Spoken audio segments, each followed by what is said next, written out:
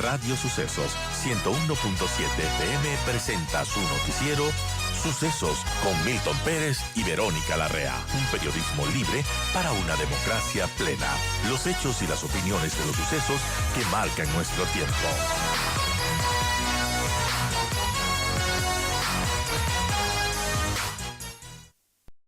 Y bueno, se viene este debate del domingo y va a resultar clave sin duda, sobre todo si los candidatos presidenciales usan sus estrategias para conquistar esos votos que están en disputa. ¿Qué puede pasar después?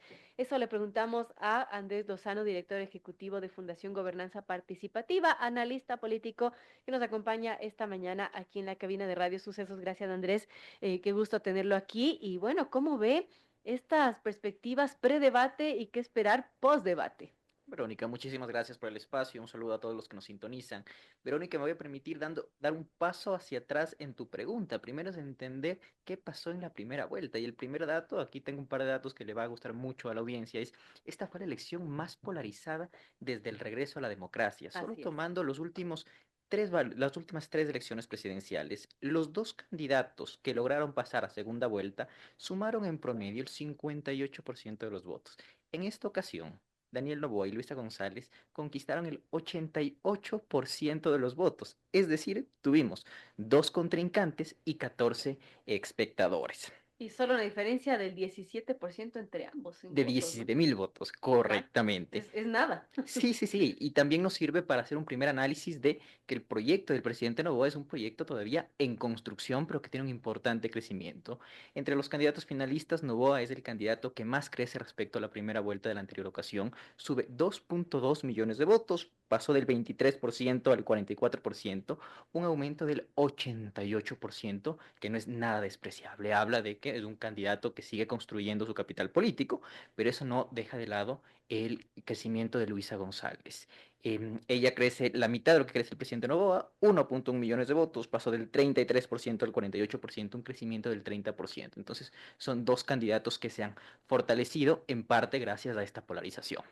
Ahora, claro, lo que pasó en segunda vuelta también es interesante en el sentido de que Daniel Noboa pensaba quizás ganar en primera vuelta y el momento en que no gana, porque no, bueno, fue muy estrecho lo que ocurrió, como mencionas, son unos 1.000 votos más o menos, pero en el momento que no gana, pese a que estaba primero, se ve como una derrota, mientras que el correísmo toma como una ganancia, ¿no? Es esta situación de pasar a segunda vuelta.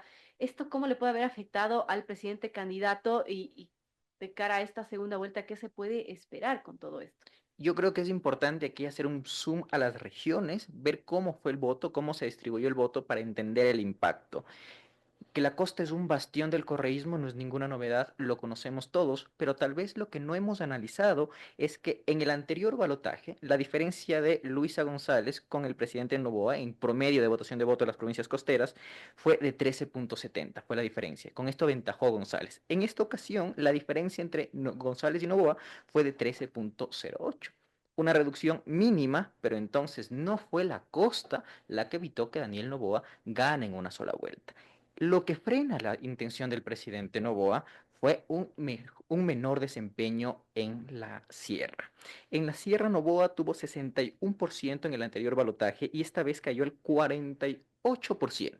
13 puntos de diferencia, mientras que el éxito del correísmo en esta región, que se le ha hecho tan complicada en los últimos Claro. años, fue consolidar su voto duro, que siempre hemos hablado que está en un 25%, más de ese votaje blando que se le suele sumar en las segundas vueltas. Por eso los resultados de Luisa González en la Sierra son muy parecidos, un 38% en el balotaje Claro. anterior y un 32% esta vez, apenas 6 votos de diferencia. ¿Qué pasó entonces? ¿A dónde se fueron estos votos?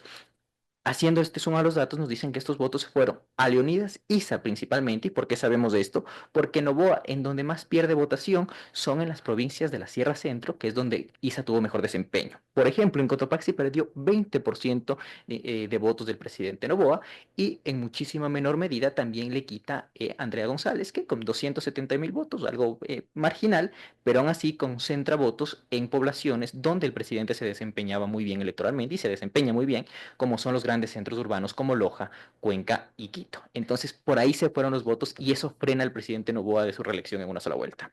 Importante ese análisis. Estamos con Andrés Lozano, director ejecutivo de Fundación Gobernanza Participativa. Ahora hablemos de este debate, de este segundo debate, que a diferencia del primero de primera vuelta, solo están dos candidatos de cara a cara y van a estar 2 horas. Ya nos explicó el señor Héctor Yepes, que es integrante del comité de debates, cómo va a ser el formato. Y bueno, va a ser interesante porque va a permitir la interacción entre ambos, pese a que hay estos temas, ejes temáticos definidos, pues va a permitirse esta interacción y allí pues cualquier errorcito, cualquier tema va a pesar sin duda en lo que sea el post-debate y la discusión post-debate y eso pues en los votos que se traduzcan de lado y lado. ¿Cómo llega cada candidato entonces, Andrés, tomando en cuenta, por ejemplo, estos últimos escándalos que ha habido con la ecuadolarización, con los chats de Verduga, el otro lado del gobierno, pues con estas múltiples crisis, del derrame de crudo del Sote, el tema de la atención a la época invernal y las provincias afectadas? ¿Cómo llega y qué tanto le pesa a cada candidato a todas estas situaciones? Ahí es interesante cómo esta elección ha sido de shocks emocionales y esta administración corta del presidente Novoa ha sido de shocks emocionales. Cuando termina la primera vuelta, el presidente Novoa queda anímicamente golpeado, eso se notó en la dinámica de su campaña, y el correísmo había logrado algo que no pudo durante toda su administración, que es imponer la agenda mediática. Pone en defensa al equipo de comunicación del presidente constantemente con temas como Petro Novoa, Sacha, pero el tema de la ecuadolarización y el tema de los chats del caso ligado le da un empujón anímico y comunicacional al presidente, ¿no? Nuevamente puede ir controlando la agenda. Entonces, el correísmo venía subiendo anímicamente, no hablemos de todavía intención de votos, pero venía subiendo anímicamente y pierde esa curva de crecimiento con estos chats. Entonces el presidente, a mi opinión, llega en un mejor momento al debate y tener un buen desempeño justamente el día domingo podría ser ese último empujón que su campaña necesita Claro. para relanzarse. Muy importante lo que tú decías. Es un debate mucho más corto. Yo no creo que llegue a ser definitorio, pero sin duda en una elección tan reñida, en los últimos balotajes ha sido apenas 400.000 votos lo que ha evitado que el Así es. correísmo gane. Y Esta aquí vez se será va menor. el voto a voto. O Sí, sea, este rato el pastel electoral, que son los que la votación que acumularon los otros candidatos, es 1.3 millones de votos. Entonces, sin duda va a ser importante. Esta elección va a ser quien se equivoque menos.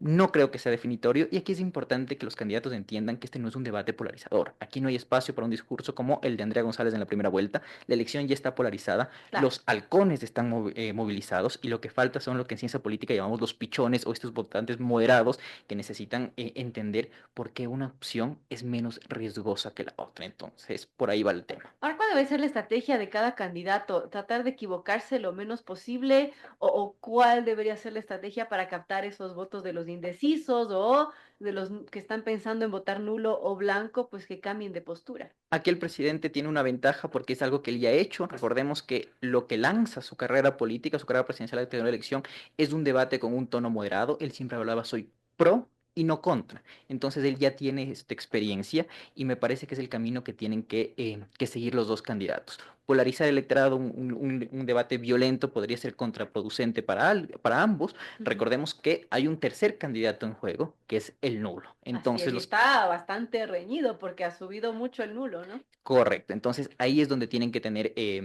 cuidado los candidatos y dos acotaciones finales brevemente. El tema de Esmeraldas es importante que el gobierno dé una solución pronta. Esmeraldas y Los Ríos fueron las dos únicas provincias a nivel nacional donde el presidente Noboa tuvo más votos esta primera vuelta que en la segunda vuelta de la anterior elección.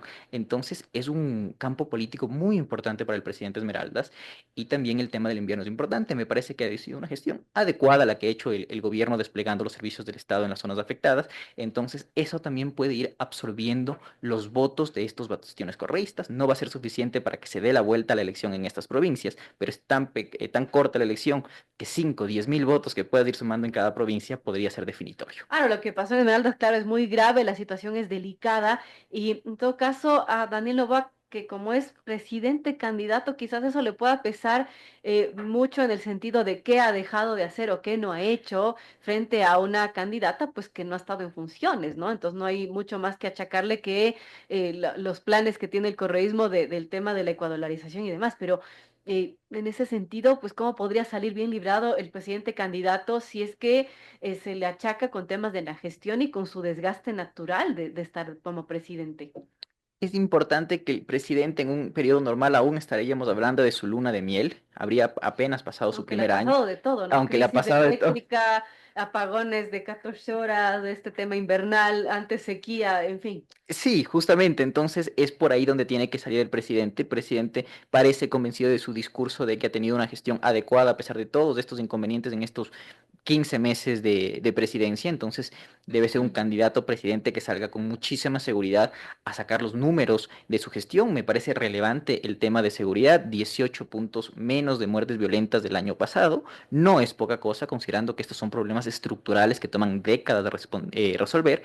Entonces ahí debe estar el presidente, indicarle a la ciudadanía datos, cifras que muestren qué ha hecho bien durante estos meses. Ahora, bueno, habrá que esperar lo que sucede el domingo en el debate, pero también es importante, Andrés, el postdebate y cómo cada candidatura pues moldee ese postdebate según su estrategia y la narrativa que también utilice después de este debate. Eso también va a ser importante y va a pesar muchísimo. Sin duda, hay que entender que la importancia del domingo no está en esas 2 horas, sino como tú bien mencionas, en el día Y después. en lo que se diga después. Habremos muy pocas personas que veamos 2 horas de un debate en un horario familiar como es el domingo, pero lo que sí sucederá son los cortos en que se subirán a TikTok, a Instagram, memes que se subirán a Twitter, a Facebook. Entonces, eso es sumamente importante y es parte integral de la campaña que realicen los candidatos, de sus estrategas, es cómo van posicionando los temas y cómo van minimizando también los errores que puedan cometer durante esas 2 horas.